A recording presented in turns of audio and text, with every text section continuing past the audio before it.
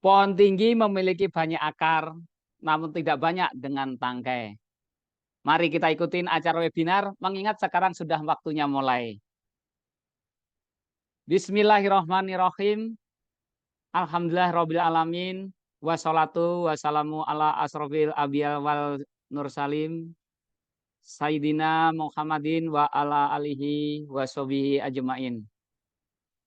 Yang kami hormatin Direktur GNIK Area Bogoraya, Bapak Andes Wardi.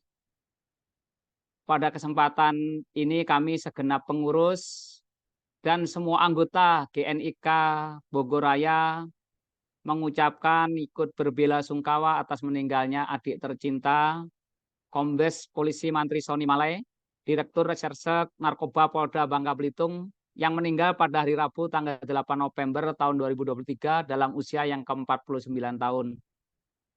Semoga almarhum husnul khotimah dan keluarga yang tinggalkan diberikan kesabaran dan ketabahan oleh Allah Subhanahu wa taala. Amin. Yang kami hormatin Bapak Dwi Saryantor, Sarjana Hukum MBA, sebagai narasumber webinar pada pagi ini. Selamat pagi Pak Dwi. Yang kami hormatin Bapak Insinyur Irwan Samanap, Koordinator Pengembangan Kompetensi PIC SDM untuk GNIK Bogoraya. Selamat pagi Pak. Yang kami hormatin Mbak Fatira Putri Kusarta yang selalu mempersiapkan webinar GNIK dengan luar biasa baik, serta semua teman-teman pengurus GNIK Area Bogoraya yang selalu bersemangat pagi untuk terus berkarya yang terbaik dalam memperjuangkan kompetensi bangsa Indonesia. Dan yang teristimewa untuk semua peserta webinar pada pagi ini, yang insya Allah para pribadi yang selalu luar biasa hebat, para pribadi pembelajar. Assalamualaikum warahmatullahi wabarakatuh. Selamat pagi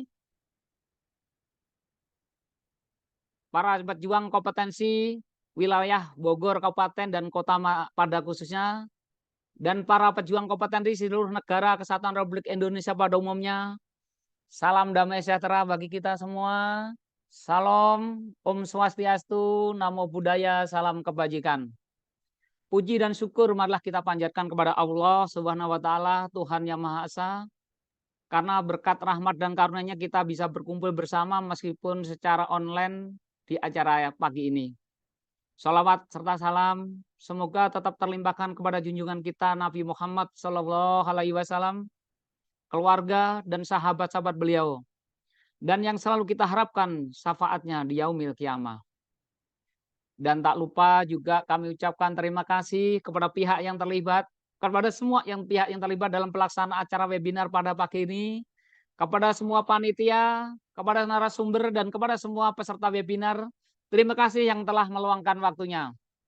Bersama ini, saya Imod Sunardi sebagai Master of Ceremony pada acara kita pagi ini, izinkan untuk membacakan susunan acara. Yang pertama nanti pembukaan dan doa.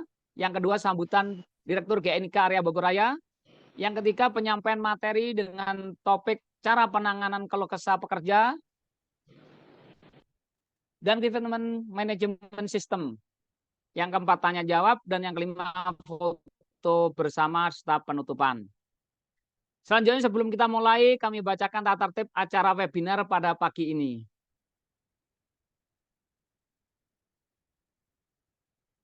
Yang pertama, join 5 menit sebelum webinar dimulai dan menggunakan link yang telah diinformasikan sebelumnya. Yang kedua, ID mohon Bapak Ibu untuk di screen supaya dibuat dengan menuliskan nama dan kotanya. Dan yang ketiga, mengaktifkan fitur video dan menonaktifkan mic selama acara berlangsung. Sekali lagi, mohon mengaktifkan videonya, tapi menonaktifkan mic-nya dulu selama acara berlangsung. Yang keempat, saat sesi tanya jawab nanti, peserta yang ingin mengajukan pertanyaan dipersilahkan mengaktifkan mic-nya. Yang kelima, memastikan jaringan internet stabil dan menggunakan headset agar suaranya terdengar dengan jelas. Dan yang terakhir, yang keenam, turut aktif dan mengikuti semua panduan MC selama acara berlangsung. Bapak dan Ibu, semua peserta webinar yang kami hormati, sebelum memulai acara, marilah kita berdoa bersama agar webinar pada hari ini berjalan lancar, dan kita mendapatkan pengetahuan yang bisa untuk meningkatkan dan mengembangkan kualitas diri kita yang lebih baik lagi. Untuk itu, mari kita berdoa sesuai dengan agama dan kepercayaannya masing-masing. Berdoa dimulai.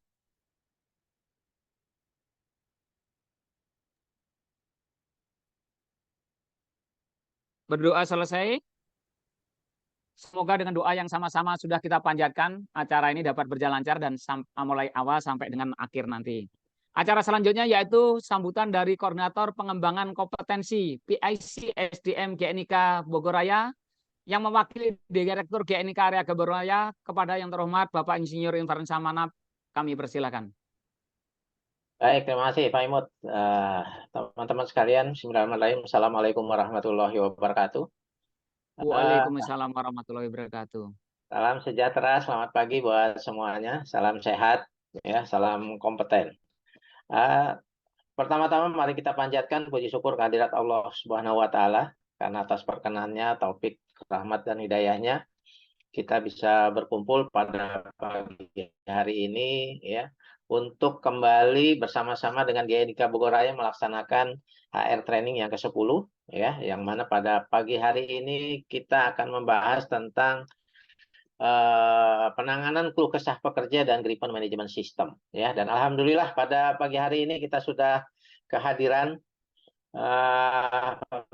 bicara yang luar biasa, teman saya Pak Dwi Saryanto, gitu ya, yang mohon maaf ini, terima kasih banyak Pak Dwi karena beliau sebenarnya menggantikan saya. Ya, karena saya setelah ini saya juga mohon izin karena ada keperluan keluarga yang nggak bisa saya tinggalkan, ya, tapi saya tetap pantau di perjalanan, ya, menggunakan handphone. Oleh karena itu terima kasih sekali nih karena Pak Dwi meskipun mendadak tetap bisa menggantikan dengan topik yang tadinya saya siapkan, gitu ya.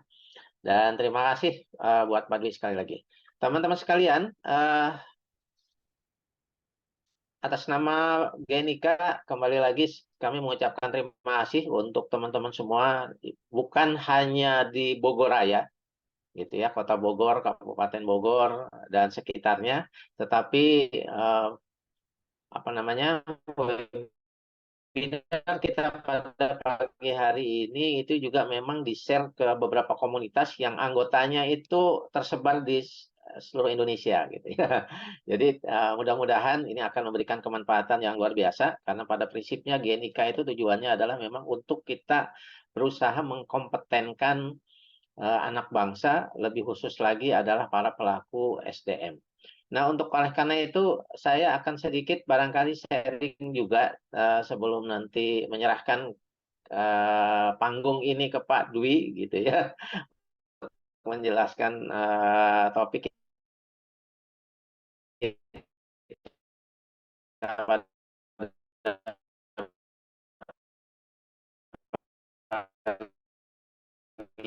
hari ini. Izinkan, apakah sudah teman-teman? Jadi yang belum kenal saya, ini saya ya, mana lebih ganteng antara dipoto dengan yang di sini ya, mudah-mudahan.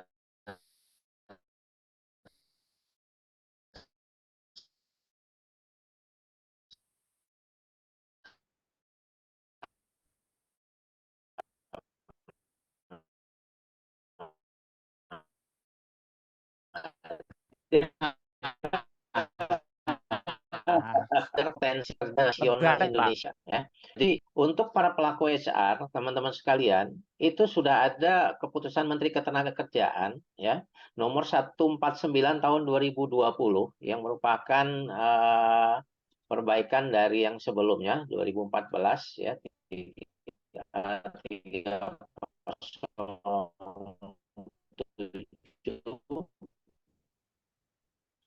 itu di bidang sumber daya manusia. Artinya apa? Artinya bahwa sekarang itu semua jenis pekerjaan, ya, itu khususnya kalau kita bicara yang sekarang nomor 149 tahun 2020 itu sudah ada standar kompetensinya.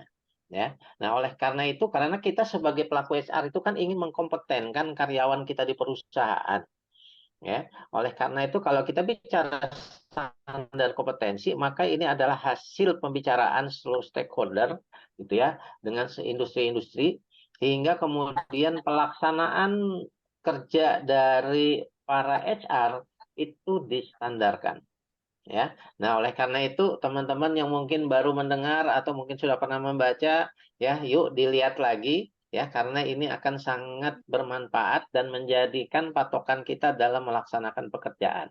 Supaya pekerjaan yang kita lakukan dalam tanggung jawab kita sebagai PIC SDM itu benar-benar memberikan kontribusi nyata dalam pengembangan kompetensi di tempat kita bekerja masing-masing, ya. Nah, teman-teman sekalian, ya, kalau kita bicara Kemenaker yang tadi, ya, nomor 149 tahun 2020, itu ternyata untuk kita sebagai pelaku SDM, itu ada 61 unit kompetensi yang seyogianya kita pahami.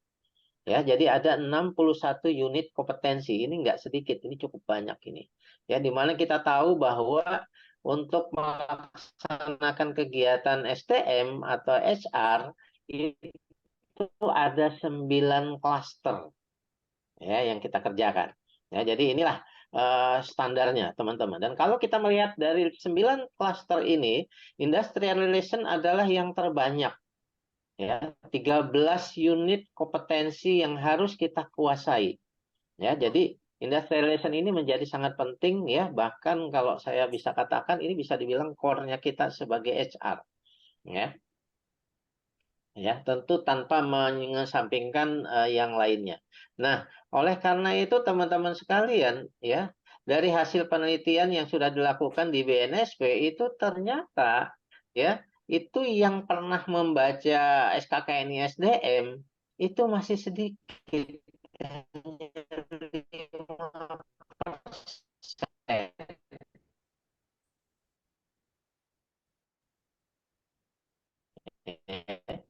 Kelas, mungkin judulnya belum buka atau belum secara detail gitu ya, lihat ya.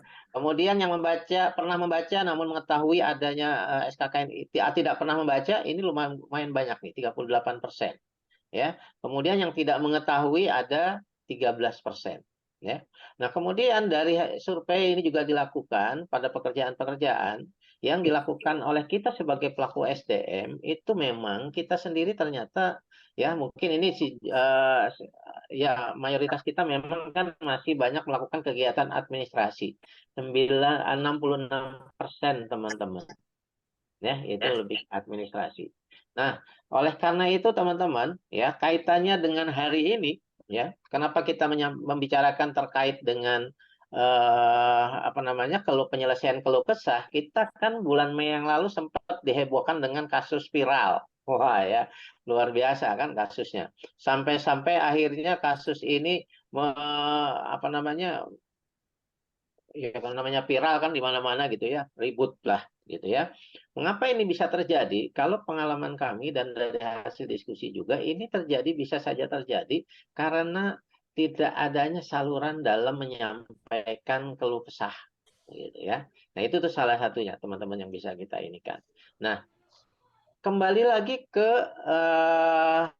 Permenaker tadi ya SKKNI untuk MSDM standar kerja itu ternyata memang kita sebagai pelaku SDM itu harus memenuhi salah satu unit kompetensinya yang dari 61 tadi itu adalah ini. Makanya topik kita pada pagi hari ini adalah bagaimana menangani keluh kesah pekerja. Ya, jadi judul unit ini adalah pekerjaan, teman-teman. Kalau kita bicara SKKNI. Deskripsinya seperti itu dan kemudian untuk kita dinyatakan kompeten dalam melaksanakan menangani keluh kerja pekerja ini, itu ada 2 elemen kompetensi yang harus kita kuasai. Apa yang pertama? Yang pertama adalah menganalisa keluhan pekerja yang kita terima. Nanti Pak Dwi akan menjelaskan secara lebih detail lagi termasuk triksnya dan segala macamnya gitu ya. Apa peran HR ya itu semua akan dijelaskan secara gamblang oleh Pak Dwi Ya, itu yang pertama elemen kompetensinya. Unjuk kerjanya seperti apa untuk yang pertama ini? Berarti setiap keluhan yang diterima harus kita identifikasi berdasarkan SOP yang ada di perusahaan. Jadi teman-teman pastikan kita di dalam perusahaan, di dalam PP kita, di dalam PKB kita ada SOP terkait dengan penanganan keluh kesah. Yang saya tahu mayoritas biasanya sudah membuat untuk ini. Ya, itu sudah tepat teman-teman. Nah, unjuk kerja yang kedua adalah bahwa hasil identifikasi tadi dianalisa untuk kita cari permasalahannya agar jangan sampai viral. Wah, gitu kan bahaya ya, teman-teman. Ya, kemudian ditemukan akar masalahnya yang kita sesuaikan dengan kategori perselisihan hubungan industrial. Kita tahu bahwa ada 4 kategori perselisihan hubungan industrial. Ya, apakah bisa dimasukkan ke sana? Karena kalau itu sampai berselisih kan berarti akan jadi PR tambahan lagi buat kita. Ya, sementara kita tahu juga keluhan pekerja itu tidak terbatas pada 4 perselisihan hubungan industrial ini saja. Nah, oleh karena itu kenapa grievance management system itu juga dibuat? Karena ada beberapa keluhan yang kadang-kadang tidak termasuk ke dalam kategori perselisihan hubungan industrial ini. Ya, nah itu adalah elemen kompetensi yang pertama yang kriteria unjuk kerjanya ada 2. Elemen kompetensi yang kedua yang harus dimiliki atau dikuasai oleh para pelaku SDM dalam menangani keluhan pekerja itu adalah menangani keluhannya. Ya kan? Kalau yang pertama tadi menganalisa, maka tentu saja yang keduanya adalah menyelesaikannya, teman-teman. Ya, jadi berdasarkan analisa tadi diselesaikan, begitu juga penyelesaiannya harus sesuai dengan prosedur yang berlaku. Ya, ini yang nanti akan dibantu oleh Pak Dwi untuk kita menjelaskan bagaimana sih penanganannya. Ya, nah teman-teman kita tahu kasus viral tadi itu sampai membuat Menteri kita menerbitkan Kemenaker nomor 88 tahun 2023 terkait pedoman pencegahan dan penanganan kekerasan seksual di tempat kerja.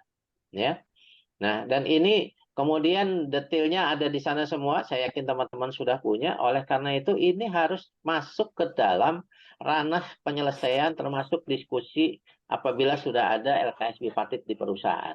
Kalau tidak ada LKS bipartit, ya meskipun itu wajib, maka harus ditetapkan berdasarkan keputusan pimpinan perusahaan. Nah, teman-teman, ya jadi hari ini kita akan sedikit membahas ini, ya. Mudah-mudahan dengan pembahasan pada hari ini, teman-teman semua yang hadir pada pagi hari ini itu akan semakin kompeten, ya. Karena pada saat kita mempunyai tanggung jawab untuk mengelola SDM, ya sebelum kita mengkompetenkan orang lain, maka harus diri kita terlebih dahulu yang harus kompeten. Ya, oleh karena itu sekali lagi terima kasih buat Pak Dwi. Mudah-mudahan materi yang disampaikan pada pagi hari ini sampai siang nanti itu akan memberikan tambahan wawasan, insight yang banyak buat kita semua, ya, agar di dalam perusahaan tetap bisa terjadi hubungan kerja yang dinamis, harmonis ya dan berkeadilan sehingga kemudian bisa mencapai pada tujuan hubungan industrial itu sendiri yaitu terciptanya produktivitas ya yang terus meningkat di perusahaan. Sekali lagi terima kasih buat semuanya, terima kasih buat Pak Emut, buat teman-teman pengurus, Bapak Tira, Pak Adiman ya dan seluruh peserta yang pada pagi hari ini mengikuti. Mudah-mudahan ini akan menjadi catatan amal ibadah kita di yaumil akhir bahwa di Sabtu yang luar biasa ini kita sama-sama terus meningkatkan kompetensi diri kita. Itu saja yang bisa saya sampaikan. Terima kasih. Salam kompeten. Assalamualaikum warahmatullahi wabarakatuh.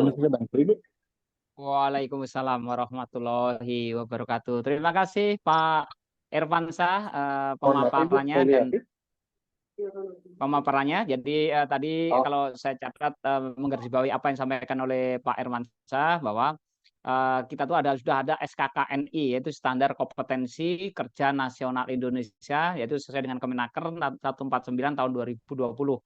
Tapi yang menarik adalah informasi dari Pak berdasarkan analisa dari Pak Irfansyah yang sudah membaca baru 5%, 5%. Dan mudah-mudahan nanti setelah selesai webinar ini, angka 5% itu akan naik karena para peserta segera membaca untuk mengetahui isi dari SKKN ini tadi, yang selanjutnya itu bisa menjadikan modal kita untuk menaikkan kompetensi kita. Ya, oke Pak Irwansyah, sekali lagi terima kasih. Untuk acara selanjutnya yaitu pemaparan materi oleh narasumber, dan alhamdulillah beliau sudah hadir di tengah-tengah kita. Namun sebelum acara ini kami serahkan kepada beliau agar Bapak dan Ibu lebih mengenal kualitas diri narasumber, saya akan perkenalkan latar belakang beliau dengan membacakan CV beliau terlebih dahulu. Kita lihat beliau sangatlah berpengalaman dan sangat kompeten di bidangnya. Karir beliau sebagai founder di SE, Advocate and HR Consultant. Beliau juga tahun 2010, mulai dari tahun 2010 sampai sekarang beliau sebagai HR dan Operation Director pembina Yos Industri. Tahun 2010 beliau sudah sebagai CEO Founder and HR Director PT Imara Internasional. Tahun 2029 sebagai HR Manager BPR Mandiri Arta Abadi. Tahun 2009 beliau sebagai HR Manager Hotel Sultan Raja. Juga pernah menjabat sebagai HR Superintendent di PT Sinar Kalimantan Gemilang Mining pada tahun 2008. HR Section Head PT Polisindo Eka Perkasa tahun 2000 sampai dengan tahun 2008. Juga pernah sebagai maintenance SSA PT Multikarya Investama tahun 98 sampai dengan tahun 2000. Adapun personal skill beliau sebagai legal kontrak, criminal justice, financing, industrial relation, dan compensation and benefit management. Beliau sangatlah luas, sangatlah menguasai komponen-komponen tersebut. Jadi tidak salah kita pada hari ini mendengarkan pemaparan dari beliau. Baiklah Bapak dan Ibu, selanjutnya acara kita lanjutkan ke acara inti. Kepada yang terhormat Bapak Dwi Saryanto, waktu dan tempat kami persilahkan. Baik, terima kasih Wahmud. Assalamualaikum warahmatullahi wabarakatuh. Selamat pagi, salam sejahtera. Selamat pagi, salam sejahtera untuk kita semua, Bapak Ibu semuanya, para pejuang kompeten yang luar biasa, dan wabil khusus kepada para pengurus GEDIKA Bogor, dan wabil khusus juga Pak Irwansyah, ini senior kita, suhu kita ya. Jadi kemarin saya dikontak, ya siap. Kalau dapat dapat perintah dari senior itu harus siap, harus siap. Tadi Pak Imut membuka dengan apa namanya pantun ya. Nah, saya juga nggak mau kalah Pak Imut. Jadi untuk membuka salam ini karena komplit ini ya dari hampir se-Indonesia ya, ada luar Jawa, ada Bogor, Jawa Barat, ada Jawa Tengah, Semarang. Salam untuk rekan-rekan Bapak Ibu di Semarang, karena saya juga besar dan berkembang di Semarang. Ya, sekarang banyak di Jawa Barat, Jakarta. Ke Cawang, sarapan soto tangkar. Jangan lupakan emping yang renyah dan gurih. Bapak Ibu para peserta webinar yang luar biasa, semoga selalu terlimpahkan sukses dan berkahnya. Nah, itu ya, jajak Pak Imut. Jadi Pak Imut. Amin. Oke, mohon izin saya share Bapak Ibu. Enggak. Nah, oke, luar biasa Bapak Ibu para pejuang kompeten. Hari ini kita berdiskusi terkait dengan penanganan keluh kesah pekerja yang kemudian dikelola secara komprehensif gitu ya. Ada yang namanya grievance management system gitu. Nah, sebenarnya apa gitu? Penanganan itu apa? Tapi sebelum ke sini tadi Pak Irwansyah sudah membuka kita, merefresh kita, mengingatkan kita bahwa kita ini para praktisi HR, pengampu di bidang HR, jangan melupakan keputusan Menteri 149 2020 tentang SKKNI, ya, bahwa ada standar-standar yang kita perlu kuasai dalam konteks kita sebagai pengampu HR. Ada 61 unit kompetensi. Ini sudah agak simple dari yang sebelumnya 307 2019 ya. Itu kan ada 104. Sekarang nggak hanya 61 gitu. Dan hari ini kita spesifik sebenarnya ngomongin ke UK yang 47, tapi korelasinya ya ke UK 47 tadi yang sudah dikupas oleh Pak Irwansyah, yaitu menangani keluhan pekerja. Tapi korelasinya adalah sebenarnya kemudian ke UK 51 tuh. Ya, ke UK 51. Apa itu? Kan memfasilitasi kepuasan dan keterlekatan pekerja. Gitu kan ya. Jadi dari kalau keluhannya ditangani dengan baik, kemudian orang puas, ya, fasilitasi kepuasan dan keterlekatan, sebagaimana diatur di UK yang ke-51, nanti kemudian Kak, berikutnya tuh, yang tadi saya Pak Irwansyah nyampaikan banyak di bidang hak industrialism-nya ya, hubungan industrial. Ada nanti kemudian membangun hubungan ya, yang pada akhir-akhirnya adalah tujuannya adalah produktivitas. Nah, itu goalnya. Jadi kita sudah di-refresh gitu. Tapi sebenarnya Bapak Ibu, tadi Pak Irwansyah juga sudah mengupas dengan keluhan yang kemarin viral gitu ya. Tapi apakah sebenarnya keluhan hanya itu gitu? Apakah keluhan hanya itu? Nah, sebenarnya tadi saya apa namanya? Di diskusi di grup baru ini saya nggak perlu sampaikan ya. Sebenarnya apa sih tentang keluhan itu gitu. Nanti kita akan diskusikan bareng. Apa sih sebenarnya keluhan itu? Kemudian kenapa itu terjadi dan siapa yang harus kemudian menangani, merespon, menindaklanjuti gitu ya. Jadi kita perlu aja dulu sebenarnya apa sih keluhan itu? Apakah hanya seperti tadi yang oh ada pelecehan seksual gitu kan ya? Nah, nanti kita akan saya tunjukkan juga di sini beberapa kasus yang ada di grup WA gitu ya tentang HR. Nah, bagaimana kita nangani, siapa yang harus menangani, kemudian kapan itu untuk penanganannya, kemudian bagaimana kita nanganinya. Nah, ini yang kita akan diskusikan bareng ya. Ini para pejuang kompeten rumah dan para pemangku HR, saya rasa kita sama-sama orang HR dan alhamdulillah memang saya tadi sampaikan oleh Pak Imut ya yang dibacakan di situ. Saya lebih banyak di industrialization. Saya lebih banyak di industrialization, berinteraksi banyak langsung dengan pekerja, dengan serikat pekerja. Alhamdulillah saya juga pernah menjadi ketua serikat pekerja tingkat provinsi ya di Jawa Tengah juga. Jadi memang area-area ini yang kita kelola. Nah, bagaimana nanti? Ayo kita diskusikan bareng sehingga semakin memantapkan apa namanya kompetensi kita ya untuk menjalankan amanah yang diberikan kepada kita. Gitu. Ya, oke. Nah, ini satu contoh. Kalau tadi Pak Irwansyah tadi sudah memberikan contoh case yang sudah viral dan bahkan sampai nasional, sampai masuk ke media massa gitu kan ya, tentang apa namanya tindakan yang memang bisa diindikasikan secara nyata dan real itu di perusahaan gitu, ya di real di perusahaan jadi. Tapi kadang juga ada tuh Bapak Ibu, kadang juga ada apa namanya case-case yang datang ke kita, case-case yang datang ke kita. Nah, apakah kemudian itu juga harus kita sikapi atau kemudian kita tidak lanjuti gitu ya? Ini kemarin juga ada pertanyaan di grup WA saya, gitu ya. Grup WA KR gitu ya. Intinya beliau minta pada saya, mohon masukannya, kondisi di mana karyawan yang ada berselingkuh, tidak dengan karyawan kantor. Dan sang istri melaporkan dan meminta bagian hak atas upah si karyawan. Gitu ya.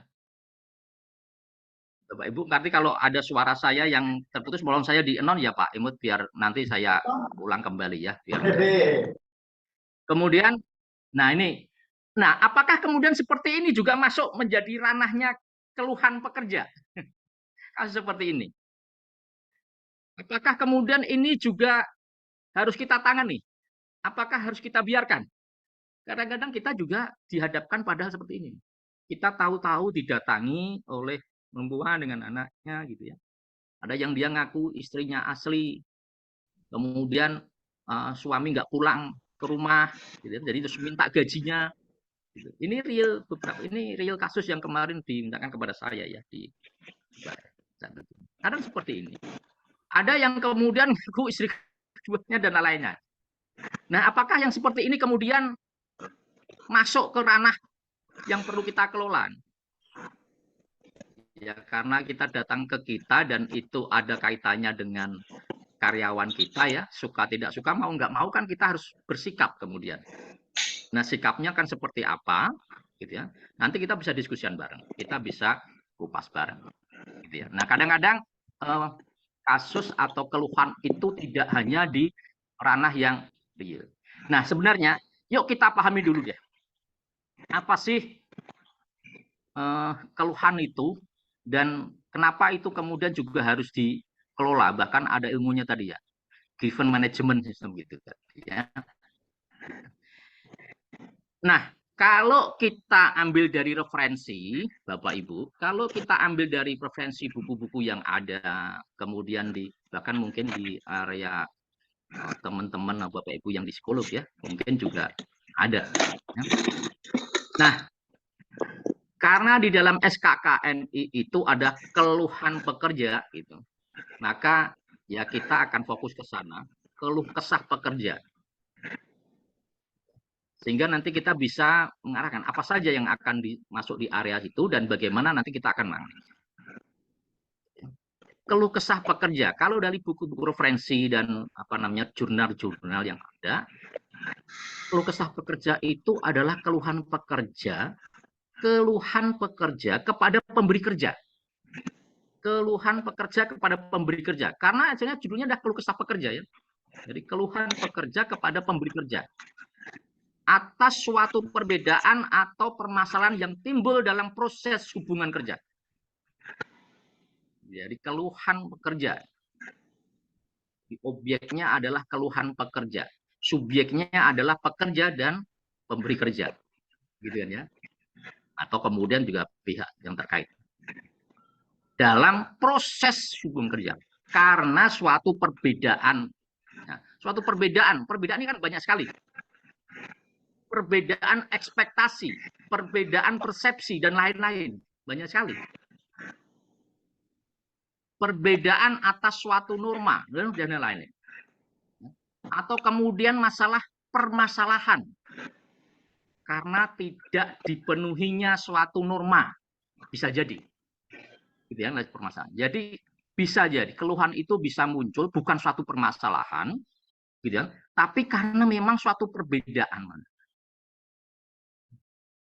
Perbedaan satu pandangan, perbedaan satu persepsi, perbedaan satu ekspektasi bisa jadi.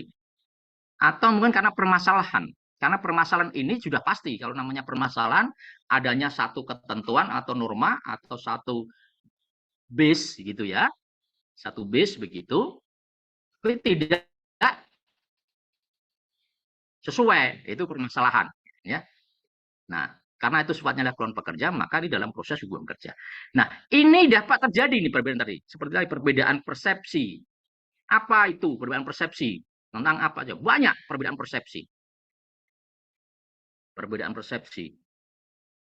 Nanti termasuk perbedaan persepsi mensikapi undang-undang. Kayak yang sekarang. Misalkan gitu ya.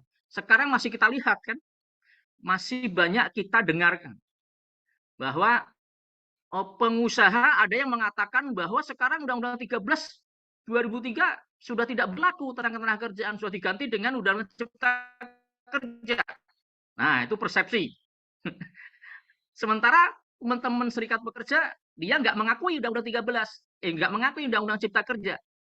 Dia mau pakai Undang-Undang 13. Karena pesangonnya lebih gede. Gitu ya. Tapi uang kompensasi PKWT mau. Nah, ini perbedaan persepsi. Kayak juga perbedaan mungkin penetapan target gitu ya, kayak kerja, tuntutan kerja itu juga banyak nanti. Oh, kok saya harusnya job desk-nya saya hanya administrasi HRD, kok kadang saya diminta untuk mengerjakan pekerjaannya yang bos di lain ya. Nah, kadang begitu juga. Persepsi juga itu. Perbedaan tugas. Banyak sekali keluhan. Bisa jadi gitu. Kemudian perbedaan kemauan. Jadi keluhan pekerja itu bisa muncul dari hal-hal kayak begini. Perbedaan kemauan apa sih? Oh, maunya gajinya gede gitu biasa. Kan gitu ya. Maunya kerjanya enak, maunya kerjanya ringan gitu. Pengusaha juga begitu kan ya. Kadang-kadang ya pengusaha maunya gajinya ngecil gitu. Gajinya kecil. Karyawan mau yang baru, mau lama, mau gajinya upah minimum, yang penting nggak melanggar aturan. Padahal itu juga sudah melanggar aturan, ini persepsi lagi kan. Nah, perbedaan kemauan juga gitu ya. Nah, kadang juga sebenarnya antara persepsi, kemauan bisa saja. Persepsi dan kemauan tadi bisa saja ada titik temunya, sama, tidak memunculkan masalahan, tidak memunculkan perbedaan gitu ya. Namun ternyata suka tidak suka di dalam konteks hubungan kerja, kita juga dibatasi yang namanya norma, aturan. Gitu ya, aturan. Sekarang banyak yang mengeluh gitu kan ya, baik pengusaha maupun pekerja. Pengusaha ngeluhnya apa? Orang yang melakukan kesalahan gitu. Orang yang melakukan kesalahan sudah diingatkan, sudah dikasih surat peringatan 1, surat peringatan 2, surat peringatan 3, di PHK, masih melanggar lagi, di PHK, kok masih dapat pesangon sih?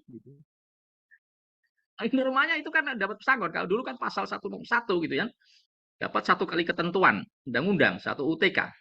Nah kalau sekarang kan dapatnya setengah kan, dapatnya setengah dari UTK atau setengah dari PP 35 ya, sampai.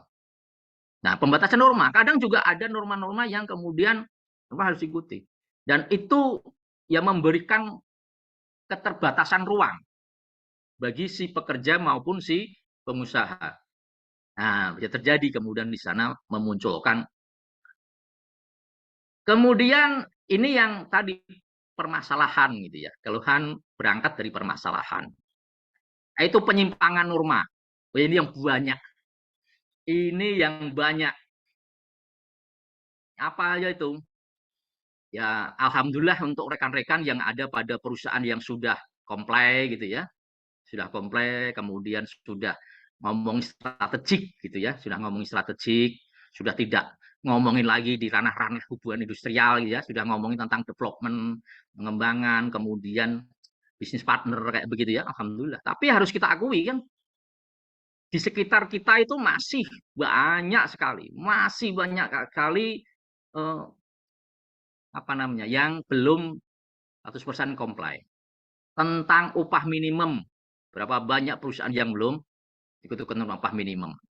Yang penting sekarang sudah ada apa namanya pengecualian untuk sektor mikro dan kecil kan ya. Kalau dulu semuanya harus. Nah itu bahwa kemudian jaminan sosial ada saja akal-akalnya kan. Ada yang nggak didaftarkan atau nggak semua karyawan didaftarkan. Ada kemudian didaftarkan tapi gajinya dilaporkan nggak sesuai. Nah gitu-gitu ya. Banyak sekali ya penyimpangan norma. Kemudian banyak didiskusi juga di grup kan ya. Mengundurkan diri kasih uang pisah, kalau enggak bagaimana, masih banyak. PKWT kontrak. Sekarang ada namanya uang kompensasi. Bagaimana enggak memberikan uang kompensasi, itu juga masih banyak. Jadi penyimpangan ya, penyimpangan masih banyak. Jadi keluh kesah pekerja itu akan muncul banyak dari nanti akan kita lihat bagaimana kemudian kita mengidentifikasi itu, kemudian mencari atau merencanakan proses penyelesaiannya. Goalnya dalam proses ini adalah penyampaian keluh kesah itu, intinya di sini nih. Setiap individu atau kemudian kelompok nanti yang menyampaikan keluh kesah itu intinya sebenarnya untuk mencari solusi. Mencari solusi dan menyelesaikan atau perbedaan antara tadi pekerja dan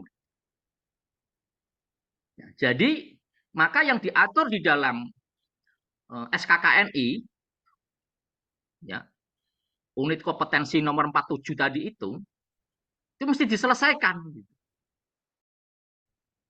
Jadi kalau sudah ada pengaduan, bahkan sebenarnya nanti kalau sudah masuk dalam konteks manajemen, driven management, itu ada harapannya adalah sebelum menjadi masalah sudah diselesaikan.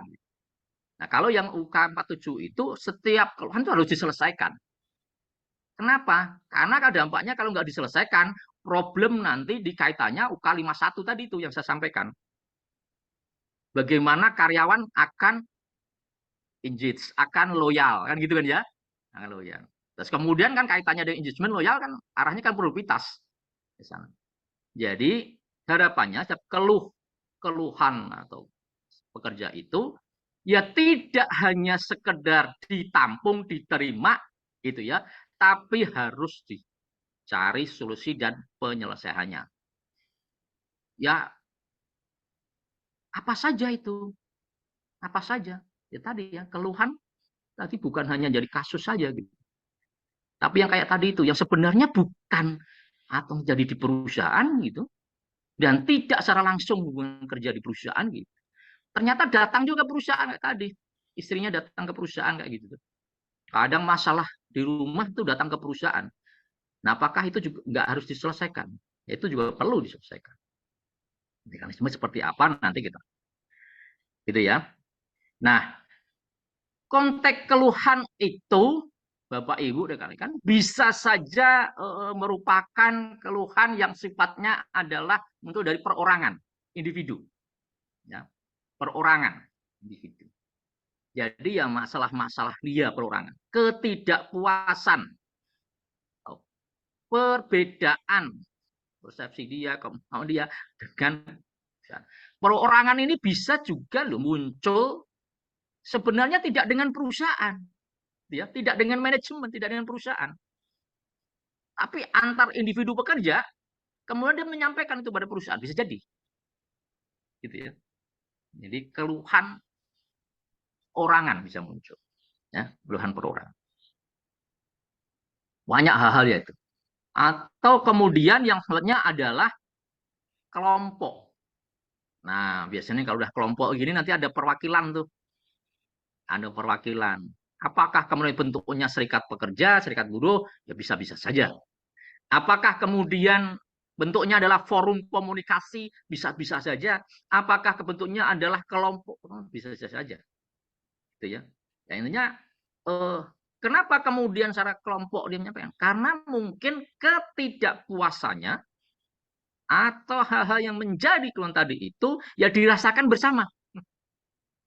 Dirasakan bersama. Jadi kalau tadi itu individu yang merasakan mungkin gitu ya. Tapi ya kelompok ini merasakan bersama. Semua merasakan gitu. Kalau individu bisa aja mungkin masalah pembagian tugas kerja gitu ya. Masalah kemudian penempatan individu begitu itu.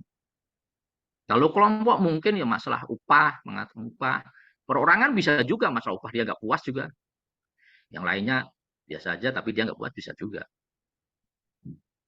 Masalah kelompok itu bisa menjadi masalah perorangan, tapi masalah perorangan atau keluhan perorangan tadi belum tentu jadi keluhan kelompok. Gitu ya. Jadi keluhan pekerja bisa itu dalam konteks individu atau kemudian kelompok. Nah, sebenarnya apa sih pemicu dari hal itu? Dan pemicu dari itu apa? Itu ada dorongan internal dari alam individu tadi. Kalau apa namanya kelompok perorangan, ya sifatnya adalah undang-undang dari dalam atau internalnya personilnya orang itu gitu ya, kerja itu. Apa saja bisa jadi memang masalah dia dengan pekerjaan, kadang juga bisa jadi masalah keluarga dia, tapi masalah-masalah internal dia bisa jadi.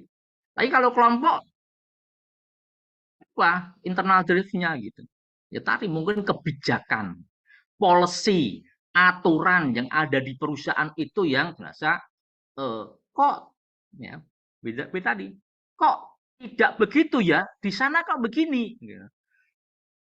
kok seperti itu ya, padahal seharusnya seperti ini gitu. Nah, kebijakan-kebijakan. Kemudian dorongan eksternal. Dorongan eksternal. Kalau individu apa? Kadang-kadang ya, loh, dia supervisor level 1, supervisor accounting level 1. Saya juga supervisor HRD level 1 juga. Level 1 juga gitu. Nah, kok dia 15 juta? Loh, kok saya 10 juta? Gitu ya. Jadi itu juga menjadi pemicu deh. Nah, kadang kondisi yang tadi seperti itu jadi pemicu. Eksternal dari dirinya. Kalau individu ada juga. Loh, kok begitu? Maka kenapa kemudian pentingnya di pasal 90 kan perusahaan wajib menyusun struktur skala upah, salah satunya untuk mengatasi seperti itu. Kemudian Permenaker 1 2017 kan ya, tata menyusun struktur skala upah kan. Nah, itu salah satunya untuk mencegah hal-hal kayak seperti itu, Bapak.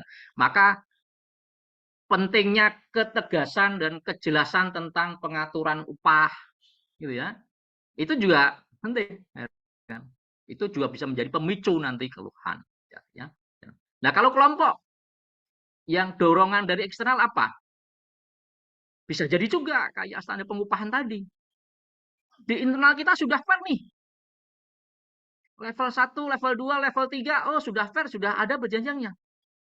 Ternyata tapi di compare dengan yang sebelah, apalagi kalau kemudian sebelah itu ternyata bisnisnya hampir sejenis gitu kan ya. Jadi jenis. Kategori perusahaannya juga hampir sama gitu ya. Loh, di sana kok sekian banyak, di sini kok begini gitu. Nah, itu jadi belum lagi. Kemudian juga bisa menjadi karena iklim hubungan industrial di lingkungan itu ya. Yang saya maksud apa? Iklim hubungan industrial di lingkungan. Ada beberapa daerah yang kalau tadi Pak Imut menyampaikan iklim politiknya gitu kan. Di ketenaga kerjaan juga kadang-kadang ada iklim politiknya agak kencang juga. Apa itu? Kaitannya dengan Undang-Undang 21 2000 kan ya, kebebasan berserikat. Gitu ya. Nah, kita sama-sama tahu sekarang ada berapa banyak serikat pekerja. Kita tidak apatis serikat pekerja. Tentang serikat pekerja tapi kerja itu mindset bagus dan dikelola dengan baik bantu dalam konteks produktivitas juga. Tapi ya yang seperti itu belum banyak. Yang masih banyak memposisikan itu tadi perbedaan persepsi tadi ya. Nah, jadi itu juga akan mendorong. Yang di internalnya jenisnya biasa-biasa saja. Orang kontrak juga mau salah gitu. Tapi nanti di kamu hubungannya apa? Tetap kamu kok kontrak apa permanen gitu. Kontrak. Ayo kita bikin aja. Nanti kita mintalah jadi karyawan tetap. Nah, gitu. Kadang eksternal jadi dorongan.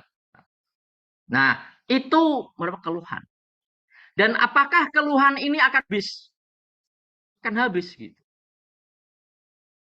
Ini tadi barusan pagi di grup katanya ada yang menyampaikan karena pas ada salah satu anggota grup men-share iklannya hari ini tadi ya, kegiatan kita ini beliau berpandangan ini seperti ini.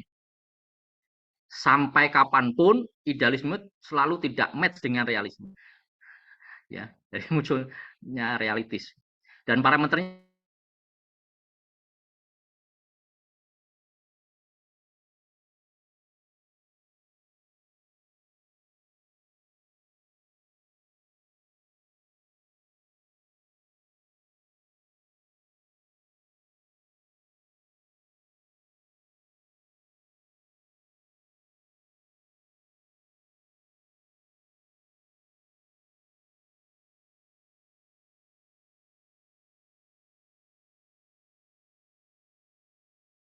pas itu kan keinginan selama masih ada nafas itu kan keinginan terus berkembang ya, dan keinginan orang itu juga tadi itu juga akan terus. Jadi mungkin juga keluhan itu tidak akan habis gitu kan ya. Ya, habis. Termasuk di dalam konteks keluhan pekerja. Mungkin nggak akan habis. Tidak akan habis. Selama perusahaan itu ada, keluhan pasti selalu ada. Ya. Kita semua tahu. Coba lihat aja perusahaan-perusahaan besar itu. Apakah nggak ada keluhan? Yang kemudian sekelas Google orang, MLHK orang, sekelas Amazon, sekelas apa namanya, perusahaan besar lah, ya, perusahaan besar itu juga keluhan juga. Padahal mereka sudah memberikan batas yang, kenapa? Karena memang pada dasarnya adalah tadi adanya keinginan yang berbeda, persepsi yang kemudian berbeda. Ya. Pasti juga masih ada selama ada hubungan kerja itu pasti keluhan masih ada. Nggak ada orang kan puas katanya kan begitu, nggak ada puas. Masih akan terus dikasih lebih akan lebih. Tapi apakah kemudian keluhan itu akan dibiarkan kemudian muncul menjadi satu permasalahan? Nah, ini yang perlu kita orang HR yang kemudian perlu mengelola keluhan tadi itu, kemudian meminimalkan, kemudian mengoptimalkan menjadi suatu produktivitas. Karena ujung-ujungnya akhirnya kan adalah produktivitas. Gitu ya. Dalam konteks hubungan kerja, goalnya apa sih? Semua bisnis semua itu goalnya adalah hanya produktivitas saja. Menghasilkannya saja. Apapun bisnis Anda. Entah manufaktur, entah jasa, entah pun ya. Itu. Semua goalnya adalah produktivitas. Ya. Ya, bagaimana kemudian pengelolaan apapun dalam proses manajemen tadi itu ke arah produktivitas tadi yang disampaikan oleh Pak Irwan tadi ya. Tadi. Produktivitas goalnya ke sana. Nah, karena kita menyadari ini nggak akan habis, maka itulah pentingnya pengelolaan. Maka ada yang namanya grievance management. Gitu ya. Grievance management. Pengelolaan keluhan. Ini apa sih sebenarnya itu? Sama dengan konteksnya tadi ya, yang kita di awal. Grievance management itu adalah proses di mana manajemen perusahaan menangani keluhan karyawannya ya, dalam menjaga kesehatan tempat kerja. Nah, kenapa kesehatan tempat kerja? Karena kesehatan tempat kerja. Nah, goalnya tadi, produktivitas tadi kan ya. Tidak ada, maksudnya kesehatan di sini bukan orangnya sehat aja gitu ya. Sehat lebih banyak kepada kemudian sense tadi, mentalitinya, kemudian tadi ya. Tidak ada dalam konteks hubungan kerja tadi itu muncul apa namanya opini-opini, muncul prasangka gitu ya.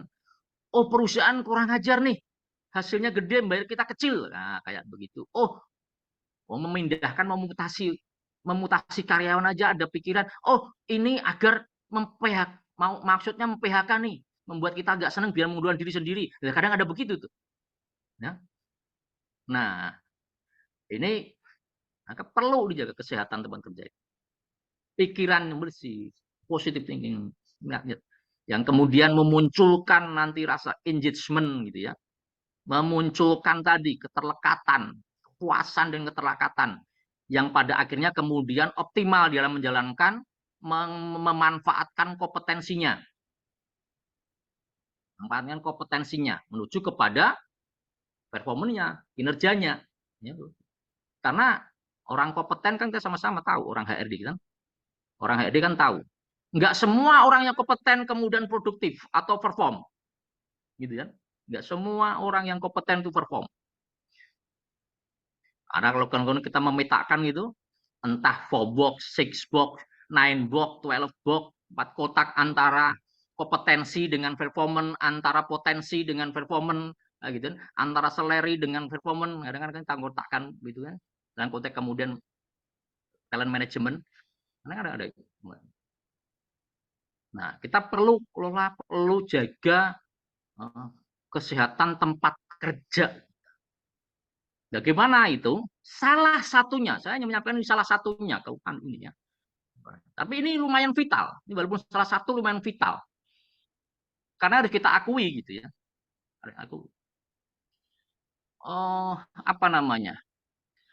Produktivitas dalam konteks quantity mungkin bisa di take over dengan 4.0, dengan mesin-mesin, apalagi sekarang udah 5.0 ya, dengan mesin-mesin seperti itu.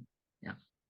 Tapi dalam konteks pengelolaan hati, pengelolaan kepuasan tadi itu, ya masih manusia yang bisa.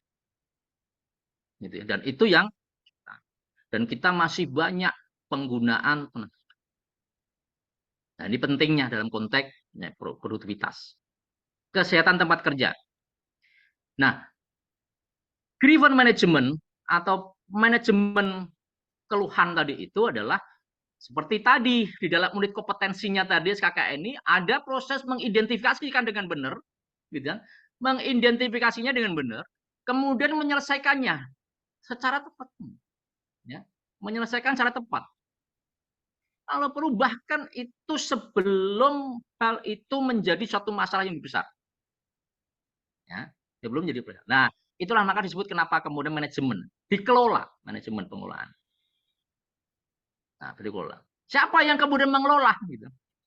Kalau kemudian kita orang HR kan sama-sama paham ngerti pembagian peran tugas gitu kan ya.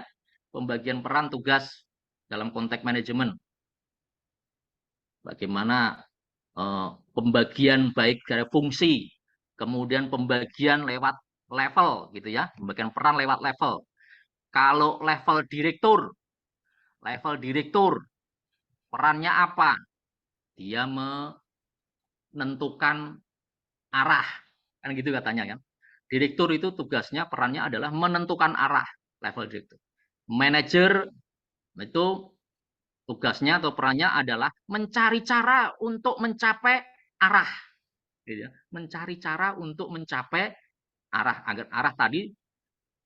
Level supervisor adalah memastikan cara ya tadi itu, memastikan cara itu sehingga arahnya tercapai.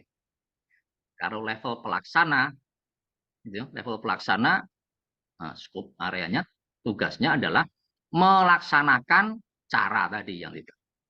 Beda ya. Direktur menentukan arah, manajer mencari cara mencapai arah, supervisor memastikan cara dijalankan sehingga arah tercapai. Kemudian pelaksana atau staf atau operator pelaksana ya, itu melaksanakan cara yang tadi. Nah, bagaimana dalam konteks pengelolaan ini? Nanti kita akan diskusi ya, pengelolaan ini ya. Proses identifikasi. Pastikan mengidentifikasi keluhan tadi itu benar. Ya. Bagaimana untuk mengidentifikasi ini benar? Baik itu proses mekanismenya maupun sarannya. Tadi Pak Irwansyah sudah membuat sedikit. Apakah kemudian sarananya itu melalui sarana hukum atau kemudian sarana organisasi? Sarana organisasi salah satu untuk identifikasi kan tadi ada LKS bipartit, misalkan gitu ya, ada forum atau apa kelompok begitu itu, atau serikat pekerja bahkan itu bagian untuk coba mengidentifikasi ada keluhan apa sih yang belum gitu saran. Atau kemudian mungkin juga bisa itu perusahaan membuka apa namanya jalur komunikasi langsung, apakah itu melalui web ataukah melalui kotak saran atau melalui apa, mungkin yang sudah punya HRIS ya, HRIS atau pengelolaan HR yang secara sistem gitu. Nah, di sana ada kotak jalur keluhan saran kayak gitu misalkan gitu, nah, bisa aja tuh saran buat jalur itu saran.